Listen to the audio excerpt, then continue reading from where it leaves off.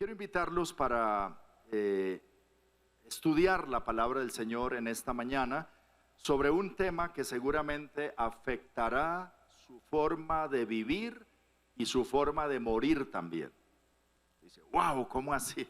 Todavía no me quiero morir, pero cuando llegue el momento podamos estar preparados. Muchos mencionan este tema en sus oraciones y quizá le dan un significado distinto a lo que la palabra del Señor dice acerca de este tema, pero algunos lo tienen en sus labios, especialmente en sus oraciones. Y es además este tema la esencia del mensaje del evangelio que creemos, del mensaje que nos lleva al cielo o nos hace que perdamos también la oportunidad de estar allí. Es la voluntad del Señor que todos seamos salvos. Quiero compartir con ustedes en esta mañana un tema que es la sangre de Cristo. ¿Usted ha oído hablar de eso? Algunos dicen, me acojo a la sangre de Cristo. A veces dicen, cúbreme con tu sangre. O usamos diversas expresiones para referirnos a la sangre de Cristo. Hace unos años en Barranquilla tomé un taxi y el taxista llevaba música cristiana. Entonces yo le pregunté, ¿es usted cristiano? Me dice, no, yo no soy cristiano, pero mi esposa sí es cristiana. Dijo, bueno, pero usted escucha la emisora cristiana. Dijo, sí, porque una cosa es cierta, me dice, la sangre de Cristo tiene poder. Yo le digo, ¿cómo así? ¿Y por qué dice usted eso? ¿Cómo le parece que me iban a robar el taxi? Dice él. Me encañonaron y me sacaron de la ciudad, por allá una trocha. Y entonces cuando me dijeron que me bajara del taxi, yo les dije, no me bajo. Y la sangre de Cristo tiene poder, dice. Y puse mi cabeza contra el timón y esperar ahí. Y a ver qué pasaba. Hicieron 2 disparos. Entonces paró el taxi y para mostrarme los disparos, que todavía estaban los huecos en la puerta. Me dice, mire que no le miento. Y yo estaba ahí esperando y al rato no escuché nada y entonces estaba solo. Señores se fueron, me dejaron ahí, no me robaron ni el carro, no me robaron la plata. Me dice, porque la sangre de Cristo tiene poder. Ese era su concepto acerca de la sangre de Cristo. Quizá alguno aquí tiene el mismo concepto, pero quiero decirle que la Biblia nos habla de otra cosa acerca del poder de la sangre de Cristo, y de eso es que quiero hablarle en esta mañana. No tiene que usted mismo cubrirse, ni bañarse, ni sumergirse, ni solo invocar, sino entender el significado de la sangre de Cristo. Obviamente hay en eso un poder salvador y redentor, como lo decía antes, que puede ser definitivo para nuestra vida y para nuestra muerte también, para ir al cielo o para perderlo. Y es importante entonces que estudiemos la palabra del Señor hoy sobre esto. Quiero invitarlos a leer la palabra de Dios en primera carta de Pedro, capítulo 1, versículos 17 al 20. Y los invito para que leamos todos juntos, en alta voz, con fuerte y alta voz, la palabra de Dios. ¿Me acompañan? Dice la palabra del Señor así en primera de Pedro 1, 17 al 21.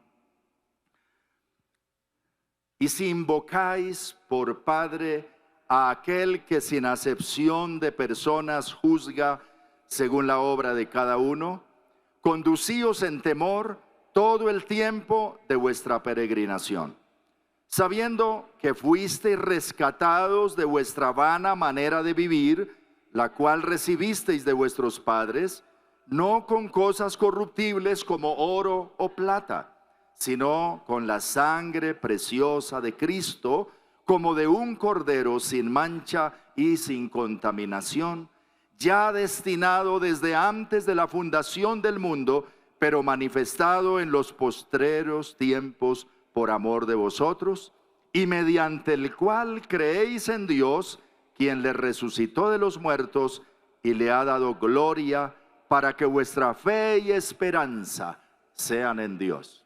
Oremos un momentico. Dile al Señor, háblame, Señor, a través de tu palabra. Mi corazón está dispuesto hoy delante de ti y expuesto a tu palabra. Que tu palabra imparta vida, consuelo, edificación, poder. Que la presencia de Dios, de su Santo Espíritu, llene mi corazón y mi mente en esta mañana. Háblame, Dios. En Cristo Jesús te lo ruego, Padre. Amén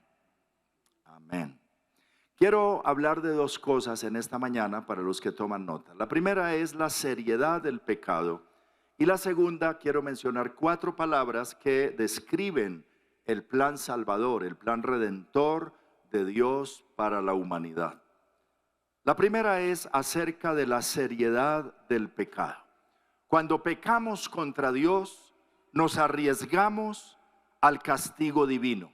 Aquí dice la palabra en el texto que leímos: si invocáis por Padre a aquel que sin acepción de personas juzga según la obra de cada uno, conducíos en temor todo el tiempo de vuestra vida, de vuestra peregrinación. Porque Dios dice, juzga a cada uno de acuerdo a sus obras. Y el pecado es pecado, no importa en el cuerpo de quien esté.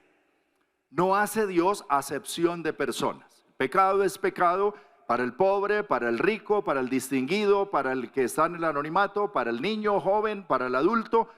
El pecado es el pecado y la Biblia habla acerca de esto. Es un asunto serio que tiene consecuencias para esta vida y también para la eternidad. Pecado es transgresión de la ley de Dios, es desobediencia a las leyes de Dios, es ir en contravía de la voluntad de Dios, es darle la espalda a Dios. Pecado es errar al blanco, equivocarse. Y todos nosotros, dice la palabra, todo ser humano es pecador. Por cuanto todos pecamos, estamos destituidos de la gloria de Dios. Y la Biblia dice que Dios aborrece el pecado por lo que le hace a sus hijos, por lo que le hace a su creación, por las consecuencias terribles del pecado, que ya nosotros las sentimos en la sociedad en que vivimos. Nos duele los pecados como la corrupción, ¿verdad? Especialmente en nuestros gobernantes o en las personas que están en autoridad, pero es a todo nivel. Sufrimos por el pecado de adulterio que divide los hogares y daña a las familias, y los hijos sufren por el pecado de sus padres y sufrimos por el pecado de otros, pero también por nuestro propio pecado. Hay consecuencias dolorosas del pecado. Entonces, el pecado, en primer lugar, debemos saber que nos engaña. Estamos todos bajo pecado, pero el pecado engaña con una facilidad impresionante. Personas racionalizan y dicen, todo está bien, no pasará nada, no hay problema, no habrá consecuencias, dicen algunos varones. Me puedo echar la canita al aire, no pasa nada. Puedo decir esta mentira piadosa, no pasará nada. Dios como que no me ve. Y ese es un engaño. La Biblia dice, Dios no puede ser burlado. Todo lo que el hombre sembrare, eso también cosechará. Y las consecuencias del pecado tarde o temprano vendrán. Somos engañados por el pecado. Pero el pecado también nos decepciona. El pecado hace ofertas grandes que no puede cumplir.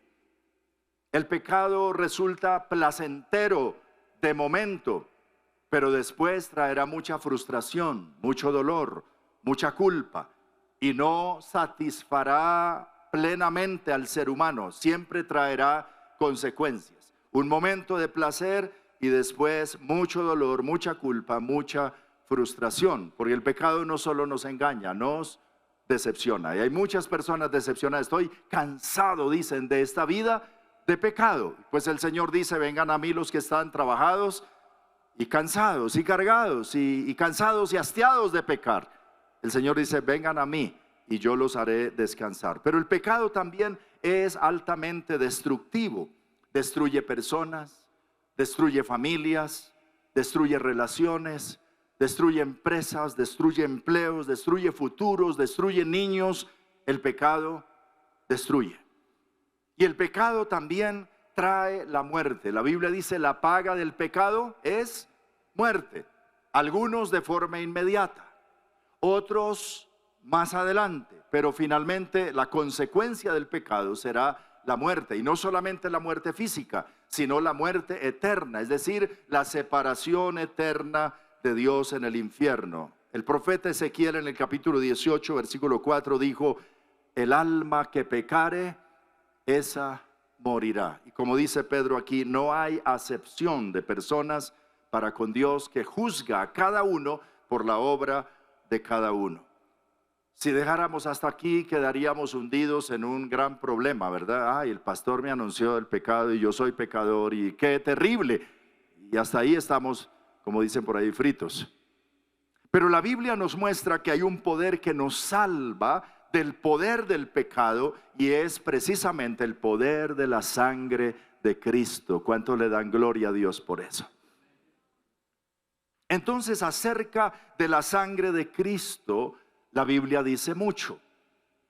Desde el comienzo, cuando pecaron nuestros primeros padres, en Génesis capítulo 3, cuando nuestros primeros padres pecaron, leemos en la palabra, en capítulo 3 de Génesis, versículo 21, que Jehová Dios hizo al hombre y a su mujer túnicas de pieles y los vistió. ¿Sabe qué hizo Dios para cubrir la vergüenza del pecado de nuestros primeros padres? Mató un cordero, derramó su sangre y con las pieles vistió a nuestros primeros padres. Hubo derramamiento de sangre para cubrir la vergüenza del pecado. Ya que la paga del pecado es muerte, dice la Biblia, sin derramamiento de sangre no hay remisión de pecados, no hay perdón, no hay expiación. En el Antiguo Testamento, por muchos años, al pueblo de Israel se le ordenó traer a la casa de Dios un cordero sin defecto cuando pecaba contra Dios. Entonces, una persona que iba a confesar su pecado tenía que traer al templo un cordero y poner sus manos sobre ese corderito y confesar su pecado, y luego degollar el cordero. Y el sacerdote judío oraba por esa persona, y esa persona era perdonada, ya que la sangre de este cordero se derramaba en su lugar, es decir, el cordero moría en su lugar. Y este es un anuncio profético acerca de Cristo Jesús, a quien se le llama el Cordero de Dios. Cuando Juan Bautista presentó a Jesús, dijo: he aquí el Cordero de Dios que quita el pecado del mundo. Esos sacrificios de los animales solo eran una figura profética del Cordero Santo de Dios inmaculado, que fue también herido y que fue también muerto y derramó su sangre en la cruz del Calvario por nosotros. Así que en todo el Antiguo Testamento hay anuncio profético del Cordero de Dios que moriría por nosotros, y luego Él entonces derramó su sangre en la cruz. En la última cena con sus discípulos, al ofrecerles la copa, dijo: beban de ella todos, porque esta es mi sangre del nuevo pacto que por vosotros se derrama. La sangre de Cristo como alternativa, única solución, único remedio para el problema del pecado de la humanidad, de hombres y mujeres, sin acepción de personas.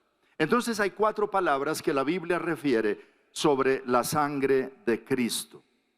La primera es redención. Diga conmigo, redención. Está ahí en el texto que leímos, Primera de Pedro 1, 18 y 19. Volvamos a leerlo.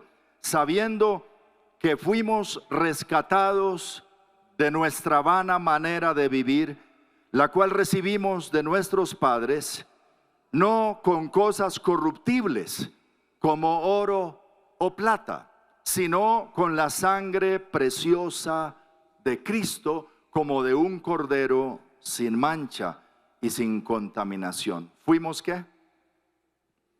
Rescatados. La palabra rescatar significa eso: redimir, volver a comprar. Ese es el significado de rescatar.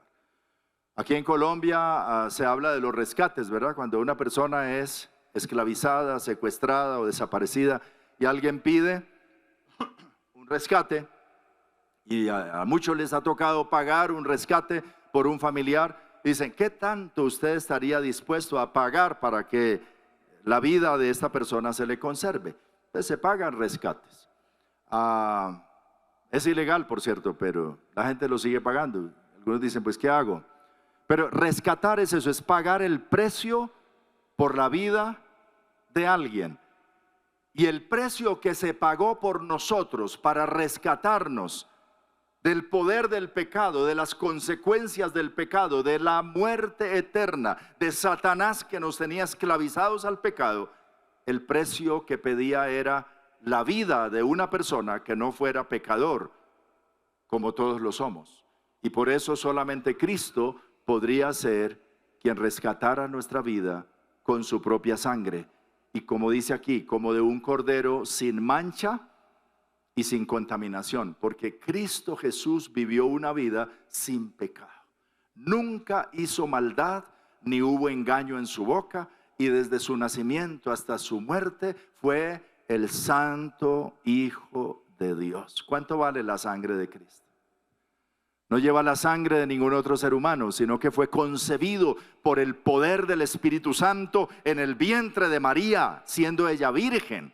Así que la sangre de Cristo es más valiosa que la sangre de cualquier ser humano, por tratarse de una persona sin pecado, por tratarse de ser Dios mismo encarnado en ese cuerpo del Hijo del Hombre. Y esa sangre fue la que se derramó como precio del rescate por ti y por mí. ¿Cuántos alaban al Señor? ¿Eso se llama qué? Redención. Ha sido redimido, ha sido rescatado, ha sido comprado por precio. Ahora tienes que pensar que no te perteneces a ti mismo, no le perteneces a ninguna otra persona, le perteneces a Dios, que te rescató por medio de Cristo. Algunos que dicen por ahí, yo hago con mi vida lo que se me da la voluntad. No, no es tu vida. Hay alguien que pagó un precio por tu vida y le hemos entregado la vida. ¿Cuántos ya se han entregado al Señor? Nuestra vida le pertenece a Él. Hemos sido rescatados, hemos sido redimidos. Y el precio que se pagó no fue plata, no fueron tantos millones, no fue cosas corruptibles como oro o plata, sino la sangre preciosa de Jesús, como de un cordero sin mancha y sin contaminación. Para Él pido un aplauso en esta mañana fuerte. Diga, sí, Señor, te adoro. Eres mi Salvador, mi Redentor. Segunda palabra, reconciliación. Leamos por favor en Colosenses capítulo 1, versículo 19 al 22. Lean conmigo. Por cuanto agradó al Padre que en Cristo habitase toda plenitud, y por medio de Él reconciliar consigo todas las cosas, así las que están en la tierra como las que están en los cielos, haciendo la paz, ¿mediante qué? Mediante la sangre de su cruz.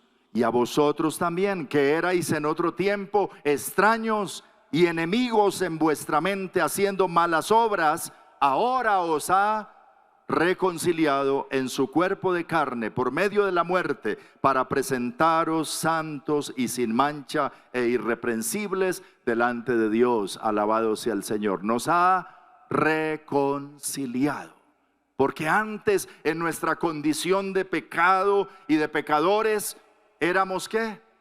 Enemigos. ¿A cuántos les gustaría ser enemigos de Dios? Líbrenos el Señor de eso, pero eso éramos.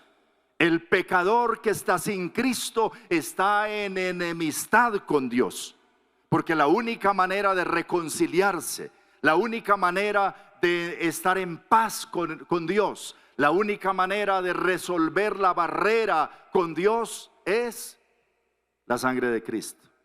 Es Cristo. Jesús mismo dijo, yo soy el camino, la verdad y la vida. Nadie viene al Padre sino es por mí. Alabado sea el Señor. Nadie viene al Padre, dijo Jesús, sino por mí. Yo soy el único camino. Entonces hay reconciliación. Esta palabra sugiere no solamente reconciliación con Dios, sino también reconciliación unos con otros, con nuestra familia, con nuestra pareja, con nuestros hijos. Algo doloroso que trae el pecado es no solo la enemistad con Dios, sino la enemistad entre nosotros mismos. Mire Génesis, los primeros padres. ¿Se dañó la relación entre Adán y Eva? Cuando pecaron. Y el Señor vino a preguntar: Adán, ¿qué pasó? ¿Qué dijo Adán? La mujer que me diste. Es decir, tú también tienes la culpa. No me hubieras dado esa mujer. Y ella se puso a hablar por allá y ella. ¿Cómo se sentiría Eva? Falto de pantalones, reconozca su responsabilidad. Usted también lo hizo. Ahora Eva fue engañada, pero Adán tomó su decisión. Ambos pecaron y esto les generó mucho dolor y vergüenza. Y luego sus hijos. El primer homicidio lo comete uno de los hijos de ellos, Caín, que se levantó y mató a su hermano Abel. Y desde entonces nos hemos matado los unos a los otros y nos hemos aborrecido, porque el pecado trae enemistad, barreras, daña nuestros corazones y daña nuestra comunión con Dios.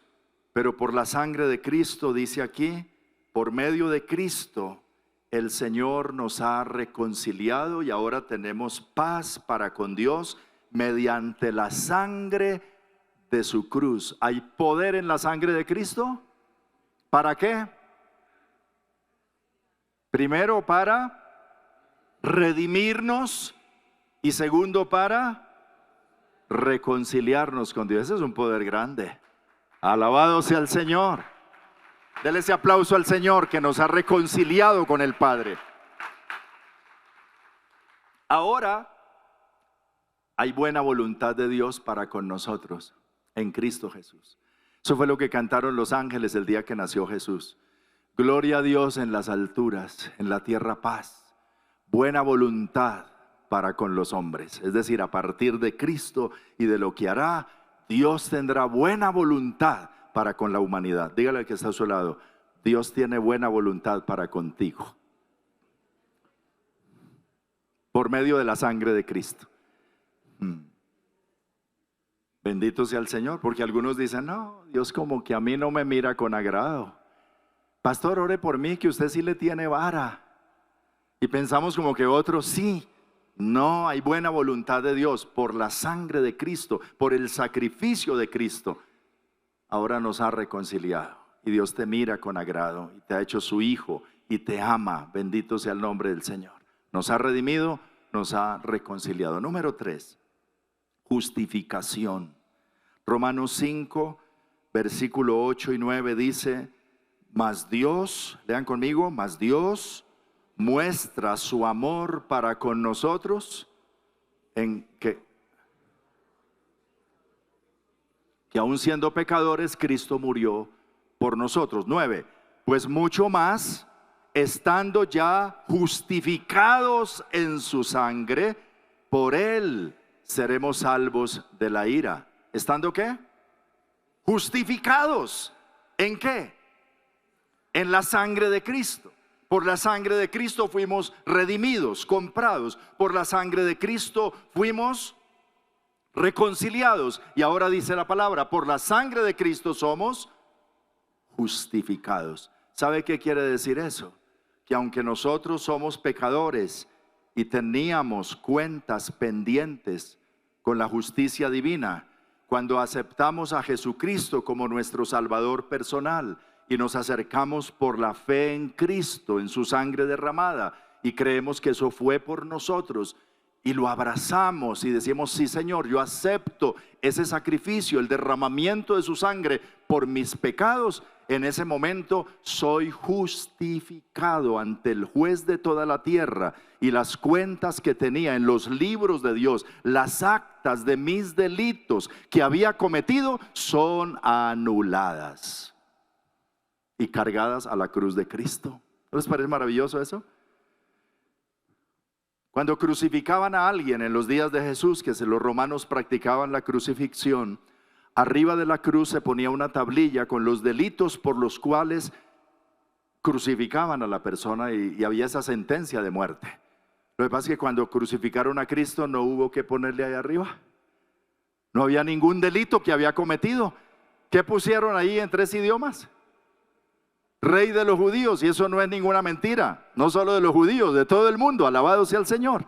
Entonces no hubo que poner arriba, pero ¿sabe qué Dios pone arriba de la cruz de Cristo? Tus delitos y mis delitos, tus pecados, mis pecados. Cuando recibes al Señor como Señor y Salvador, Dios toma las actas que tienes en contra de todo lo malo que has hecho, las arranca de su libro y las coloca arriba de la cruz y dice: ahora por la sangre de Cristo eres declarado justo y Dios te ve como si nunca hubieras pecado. Hay reconciliación y hay justificación ante la justicia divina. No es un juez de la tierra el que te absuelve. El juez de toda la tierra te dice: eres justo, no debes nada. No porque en realidad lo seas, sino porque la sangre de Cristo es aplicada sobre ti y propicia el perdón y la justificación de todos tus pecados. Y Dios entonces te ve y te bendice como a un justo y no te toma en cuenta tus pecados. ¿Cuántos le dan gloria a Dios por eso? ¿No le parece maravilloso? ¿Estar a cuentas con la justicia de Dios? Cuando le preguntamos a alguna persona: oye, si murieras hoy, ¿tú vas a ir al cielo? Y dice, echa un vistazo rápido a su vida y dice: pastor, estoy haciendo todo lo posible, casi, tengo unas cuenticas pendientes por ahí que resolver. ¿Cuántos hoy, sinceramente aquí, todavía tienen cuenticas pendientes? Yo las tengo. Hoy aquí hay unos que ya no tienen cuentas pendientes. Entonces te digo lo siguiente, dice el apóstol Juan: si decimos que no tenemos pecado, nos engañamos a nosotros mismos y la verdad no está en nosotros. Si decimos que no hemos pecado, le hacemos a él mentiroso, porque él dijo que sí habíamos pecado. Aunque no hayas levantado la mano, quizás no entendiste bien la pregunta. Eres un pecador, igual que yo, y no hay justo ni aún uno, y todos tendremos cuentas pendientes, ¿o no? Algunas cosas graves, otras pequeñitas.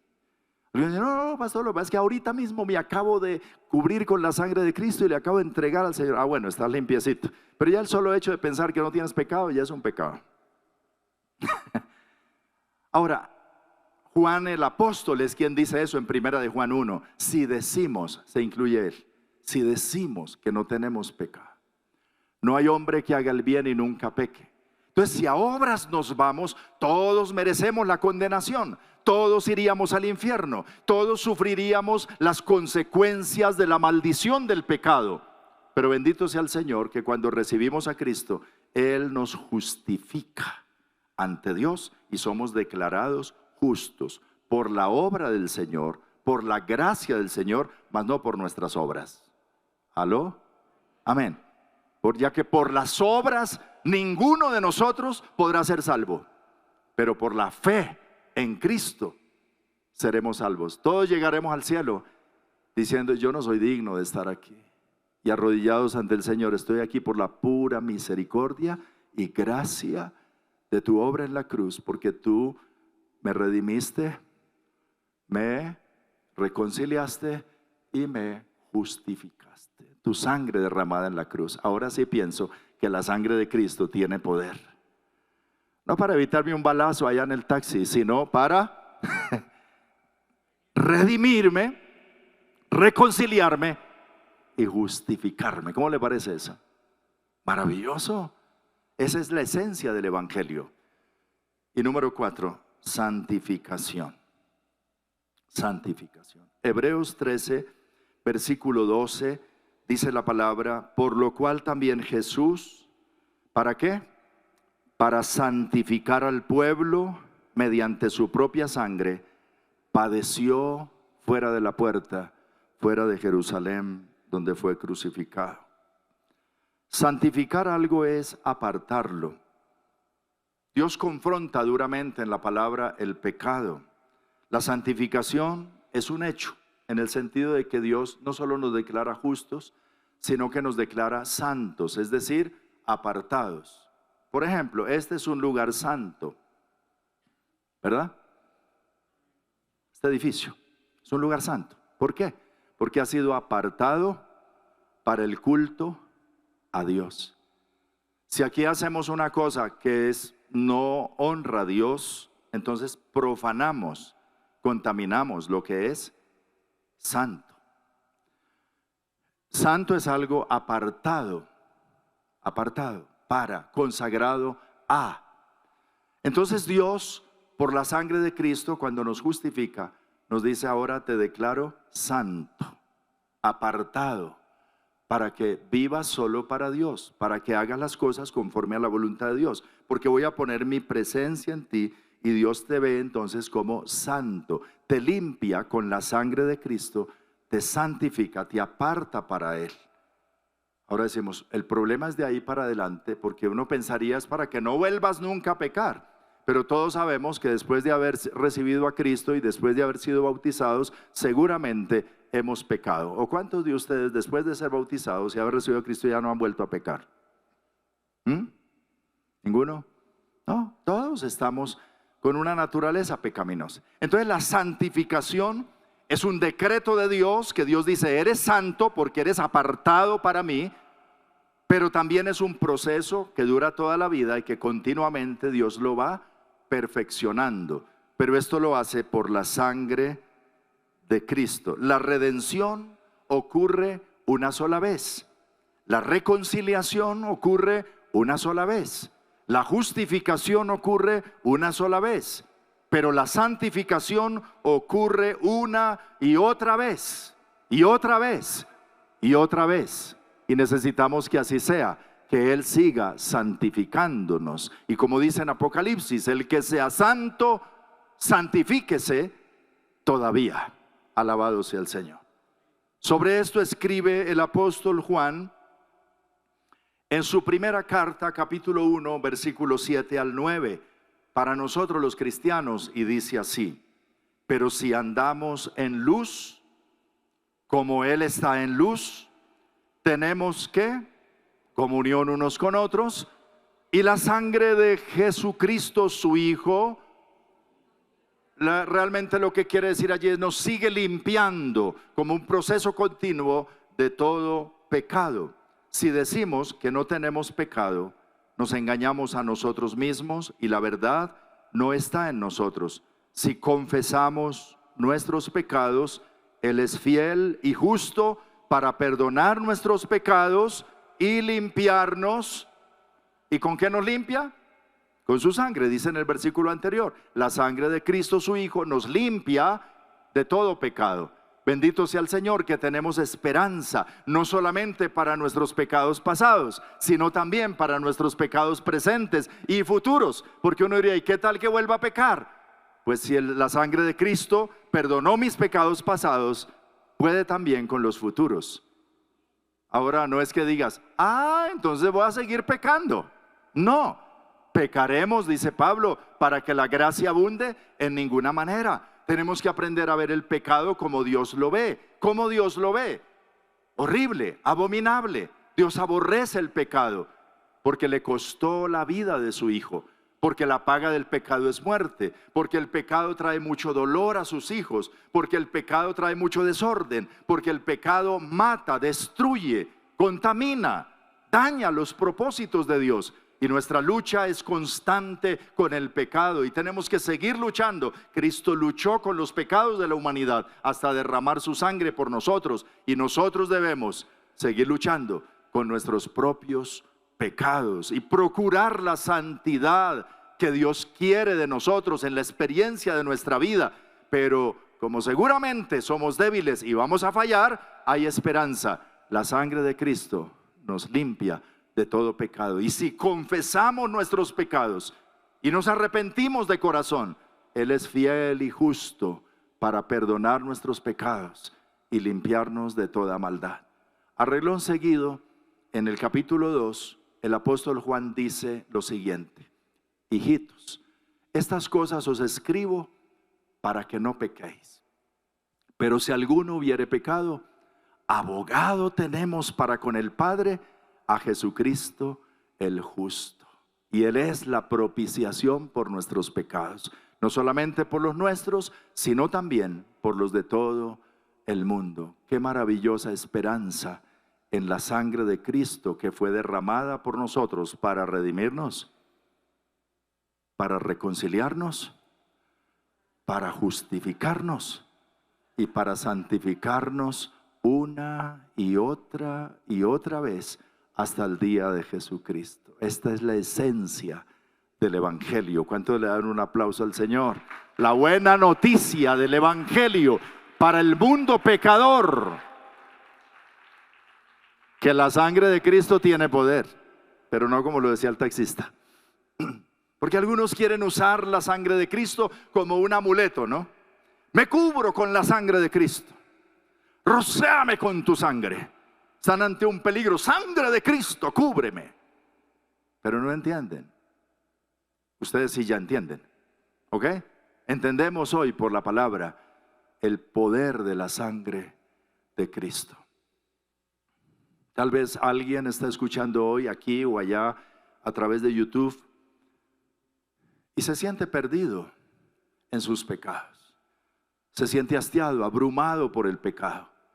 Ha luchado y no ha podido en sus fuerzas salir de alguna situación de pecado. Y una y otra vez sucumbe y falla y cae en tentación y no sabe cómo levantarse. Y está pensando que si se muere hoy se irá al infierno porque no tiene esperanza. O como me decía un señor un día: Wilmer, yo dejo ahí harta plata para que mi familia me pague las misas y me saque de penas y me lleve a descansar. En el purgatorio ahí arreglamos con Dios. El purgatorio no existe, la Biblia no habla de purgatorio, pero sí habla del poder de la sangre de Cristo. Ahora, el día de salvación es hoy.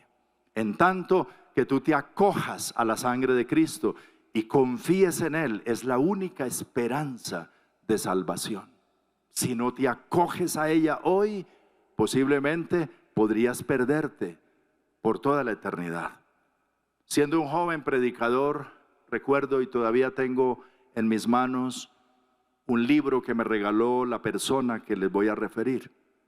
Era un hombre relativamente joven, con su esposa, sus 2 hijos, viviendo en una zona roja, en los llanos orientales, de riesgo, y conocedor de la palabra, pero apartado de Dios y llevando una vida de pecado.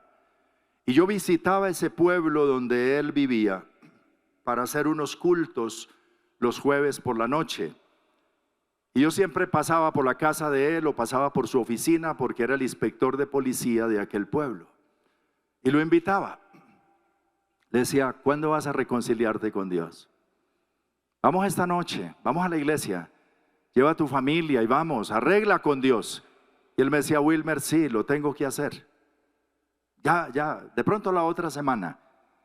Y recuerdo un jueves haberle insistido tanto porque charlamos más de 1 hora. Y me dijo: sí, yo entiendo que tengo que hacerlo. Voy a arreglar unos asunticos y seguramente ya voy a tomar la decisión de volver al Señor. Eso fue el jueves. Al siguiente día, él se emborrachó y se puso a hablar en su borrachera cosas de política y a decir incoherencias y cosas raras salieron de su boca. Y al día siguiente, al día sábado, llegaron unos hombres y lo mataron frente a su esposa y a sus hijos. 7 disparos en el corredor de su casa. Y siempre quedó eso en mi corazón. Señor, tuvo la oportunidad, tuvo el momento. Es en tanto que se diga hoy. Tú no me puedes decir: pastor, dentro de 8 días me acojo al sacrificio de Cristo. O esta semana, hoy. Ni siquiera puedes decir esta tarde. Es ahora, ahora. ¿Has escuchado el Evangelio? Eres responsable de tu salvación. Si te pierdes, si llegas al trono de Dios: es que yo no sabía. Te pueden pasar el video. Díceme, tú estuviste escuchando que la sangre de Cristo, ¿qué? Tiene poder para redimirte, para reconciliarte, para justificarte y para santificarte, y lo aplazaste. Así que no puedes aplazarlo. Estás entre la espada y la pared. Y hoy el Espíritu de Dios, como tú lo dijiste: háblame. El Señor te ha hablado. ¿qué harás? Rindamos nuestra vida al Señor. Cerremos nuestros ojos y oremos al Señor.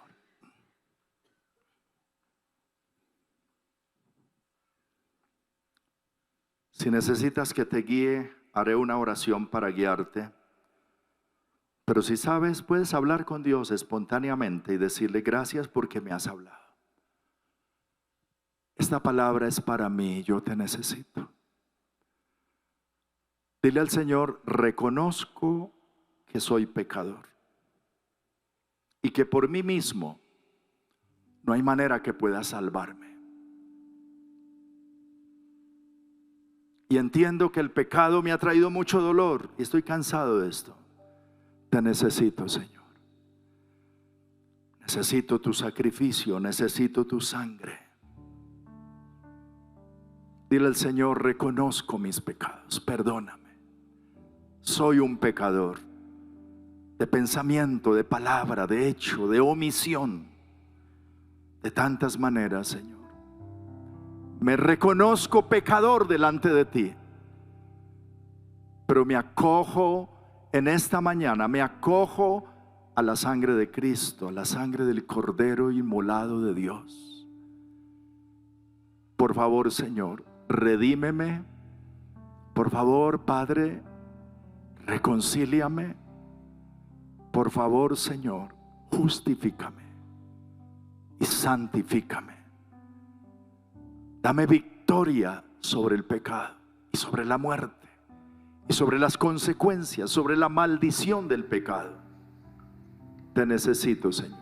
Te confieso como mi único y suficiente Salvador y acepto la obra de tu cruz. Acepto la sangre derramada por mí como el único antídoto, la única solución para mi problema de pecado. Oh Señor, aquí estoy. Gracias por hablarme. Gracias por amarme. Gracias por traerme aquí. Gracias por darme la palabra en esta mañana.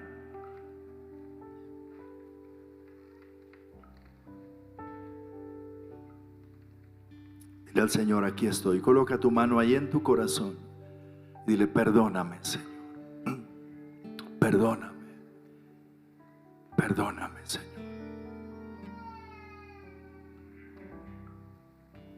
Oramos con la oración del salmista David cuando pecó de manera tan infame con Betsabé y mató a Urías.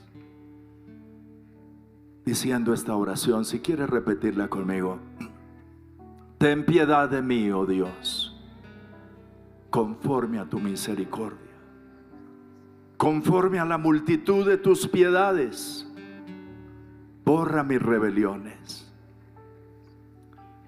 Lávame más y más de mi maldad y límpiame de mi pecado. Porque yo reconozco mis rebeliones y mi pecado está siempre delante de mí. Contra ti solo he pecado y he hecho lo malo delante de tus ojos, para que sea reconocido justo en tu palabra y tenido por puro en tu juicio. He aquí, en maldad he sido formado, y en pecado me concibió mi madre. He aquí, tú amas la verdad en lo íntimo, y en lo secreto me has hecho comprender sabiduría. Purifícame con hisopo y seré limpio. Lávame y seré más blanco que la nieve. Hazme oír gozo y alegría, y se recrearán los huesos que has abatido. Crea en mí, oh Dios, un corazón limpio, y renueva un espíritu recto dentro de mí. No me eches de delante de ti, y no quites de mí tu Santo Espíritu. Vuélveme el gozo de tu salvación, y espíritu noble me sustente. Entonces enseñaré a los pecadores tus caminos. Los pecadores se convertirán a ti, Líbrame de homicidios, oh Dios. Líbrame de adulterios, oh Dios. Dios de mi salvación. Cantará mi lengua tu alabanza. Porque no quieres sacrificios, que yo los daría. El sacrificio está hecho en la cruz. Los sacrificios de Dios ahora son el espíritu quebrantado. Al corazón contrito y humillado no despreciarás tú, oh Dios. Haz bien con tu benevolencia a mi casa y a tu siervo. Edifica muros alrededor de mi vida. Entonces te agradarán los sacrificios, las ofrendas, lo que pueda yo dar por ti. Aquí estoy, Señor. Aquí estoy. Aquí estoy, Señor. Gloria a Dios, gloria a Dios.